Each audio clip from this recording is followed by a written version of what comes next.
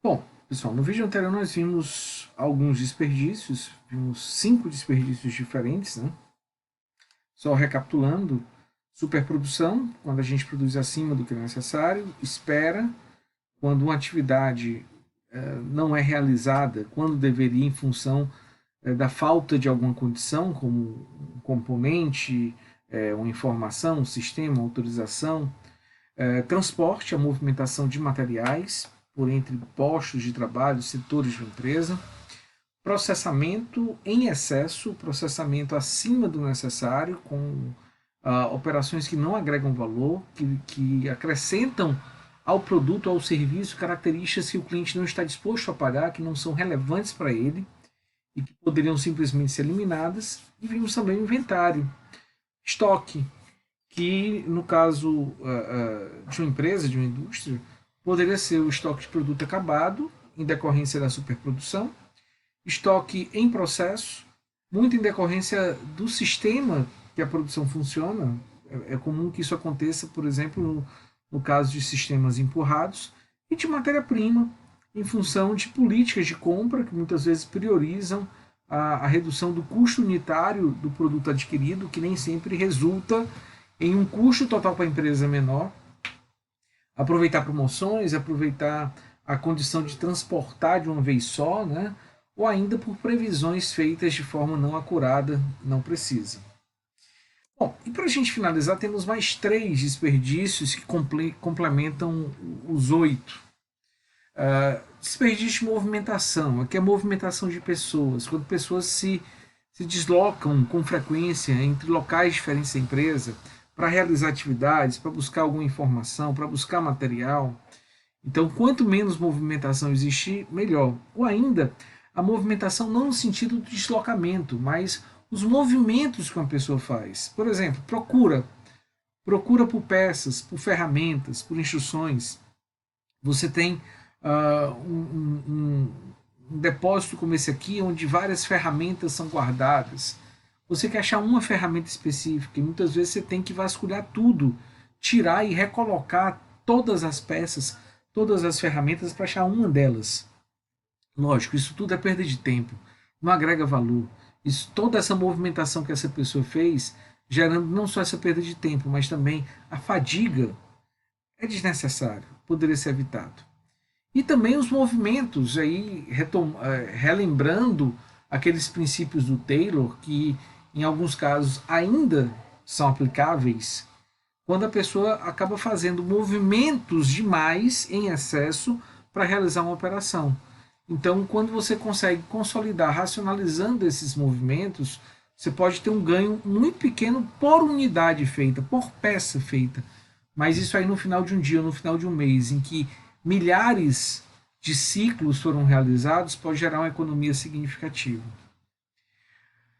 Temos também um outro desperdício ligado a defeitos, resultando em retrabalho, resultando em refúgio. Defeitos é tudo aquilo que não atende um determinado padrão de qualidade; defeito é tudo aquilo que não está conforme as especificações. E um defeito acontece por falha no processo, quando o processo não é confiável, quando ele é executado de uma forma inadequada ou por meio de materiais ou pessoas, recursos de forma geral, que não estão no nível esperado, no nível suficiente. Então, quando acontece um defeito, além de você não poder entregar esse material diretamente ao cliente, porque ele não vai receber, ainda existe a necessidade de retrabalhar, de refazer aquilo, para aproveitar o material, o componente.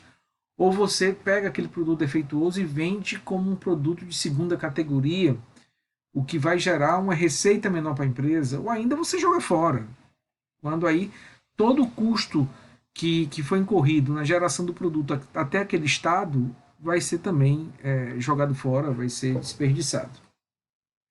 Então, um processo confiável, um processo bem dimensionado, um processo com controles adequados, tem toda a condição para reduzir ou até eliminar a ocorrência de defeitos em uma empresa. E, finalmente, a questão do talento, do operador, ou da pessoa ter a sua principal capacidade adequadamente aproveitada, que é a capacidade intelectual. Então há um desperdício de talento quando uma pessoa é colocada para fazer uma atividade que o subutiliza. Uma atividade que exige um nível de conhecimento necessário para a sua execução muito menor do que aquele que o operador tem. É aquela situação em que não se utiliza a criatividade, não se busca inovação, não se buscam ideias que o operador pode dar, não só para fazer com que o processamento seja realizado da melhor maneira possível, como também melhorias no fluxo do processo como um todo. Então, quando há essa subutilização, quando o operador é deixado de lado, quando ele não é ouvido, quando ele não é questionado, quando ele não tem canais por meio dos quais ele possa se expressar, a consequência direta disso é a redução do potencial de ganhos da empresa. Percebam, portanto, que o cerne central nessa visão, nessa definição do desperdício, de fato, está na questão da agregação de valor. No sentido que algo é realizado que não agrega valor e deveria ser eliminado, ou quando algo não é realizado que deveria agregar valor, como é o caso dos defeitos, como é o caso dos talentos. Fundamental, portanto, para que esses desperdícios possam ser identificados e trabalhados, que haja aquela variação das atividades do processo, levando em conta aquela lógica que nós já discutimos na introdução, no comecinho da unidade, que seriam aquelas atividades que agregam valor, que precisam ser identificadas e reforçadas. Tá?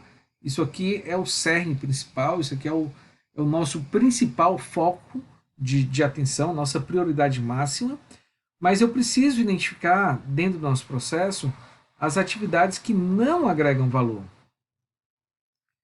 E essas atividades que não agregam valor, de preferência segmentadas em duas categorias: as que são necessárias, tá? Como é o caso do transporte, como é o caso da movimentação, que podem ser reduzidas, mas não podem ser eliminadas, e aquelas atividades que são desnecessárias, que poderiam simplesmente ser eliminadas, como, por exemplo, o superprocessamento, ou processamento em excesso, em que uma série de características que não são relevantes para o cliente acabam sendo agregadas.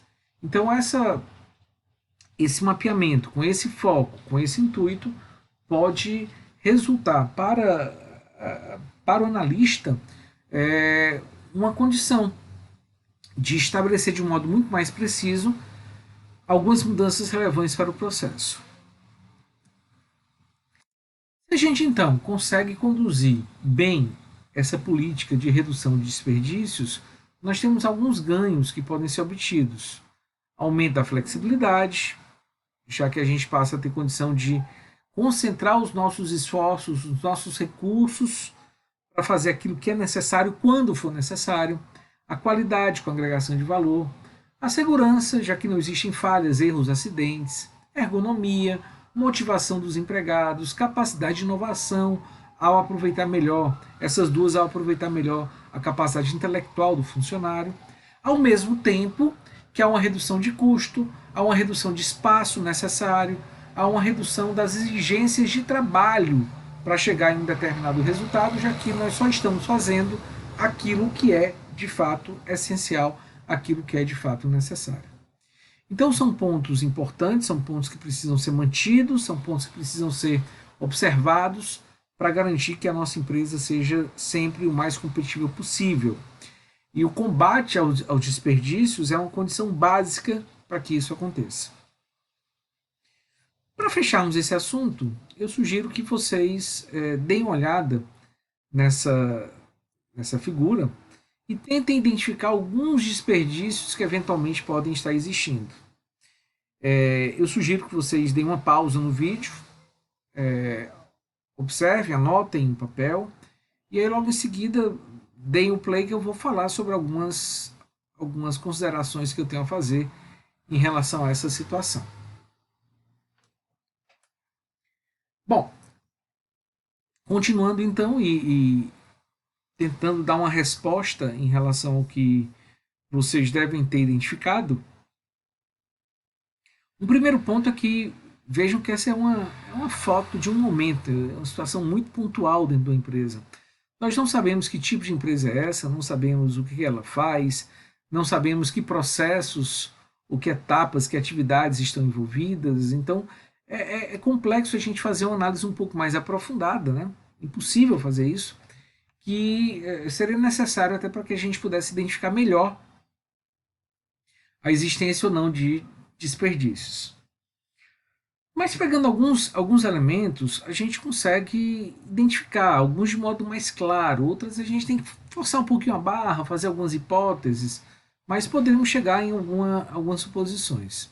Por exemplo, um primeiro ponto que eu acho que fica bem claro para todos é o desperdício do estoque, né, o inventário. Então, percebam que em toda essa região mais próxima, aqui fica mais claro, vejam que há um acúmulo de material, e esse acúmulo de material seria o desperdício de estoque, de inventário.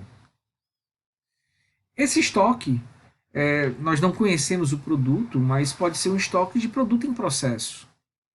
Material que está aguardando ser processado em outra etapa qualquer. Pode ser matéria-prima, pouco provável, né? Porque matéria-prima normalmente fica guardada no almoxarifado, em um local mais reservado. Mas é possível, pode ser. Ou pode ser produto acabado. Eventualmente, esse pode ser o produto acabado da empresa. Aqui já estaria próximo da saída, então não tem mais onde botar material e está guardado aqui. Nesse caso, em que a nossa suposição é que, considerando essa suposição de que seria produto acabado, além do estoque, nós teríamos o desperdício da superprodução. Tá? Caso isso de fato esteja acontecendo. Não podemos afirmar com certeza, mas seria uma possibilidade. Outro desperdício também está bem evidente é esse que está representado aqui, por essa pessoa que está fazendo transportando esse material. Se é um material que está sendo transportado, é um desperdício de transporte,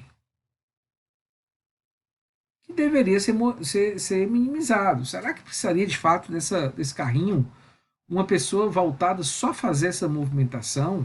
Não dava para mudar o layout, colocar as coisas mais próximas, até reduzindo esse estoque, reduzindo a superprodução, ganhando espaço e dessa maneira reorganizando o layout para que tudo fique mais próximo e evite essa necessidade ou reduza essa necessidade do transporte? É uma questão também a ser considerada. Bom, um outro elemento aqui que nos leva a fazer uma indagação, está representado aqui, seria um eventual desperdício. Será que isso aqui é refúgio? Será que isso aqui é produto jogado fora? Será que aqui é restos de materiais em excesso que poderia ser reaproveitado ou ser reduzida essa perda? Então, isso aqui, lógico, precisa ser aprofundado, precisa ser olhado com mais calma, mas há uma evidência de que há materiais que não estão sendo aproveitados no processo.